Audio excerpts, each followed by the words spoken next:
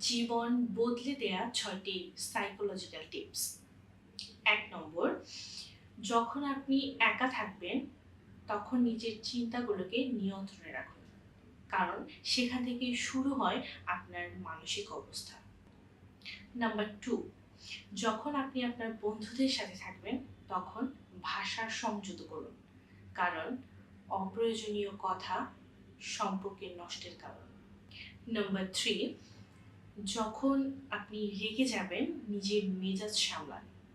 কারণ রাগের মাথায় বলা শব্দ বারবার ঘুরে ঘুরে ফিরে আসে। নাম্বার ৪, যখন আপনি অনেক মানুষের মাঝে থাকবেন তখন আপনার আচরণে সচেতন হন।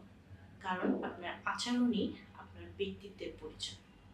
নাম্বার ৫, যখন আপনি বিপদে পড়বেন তখন নিজেকে স্থির রাখুন।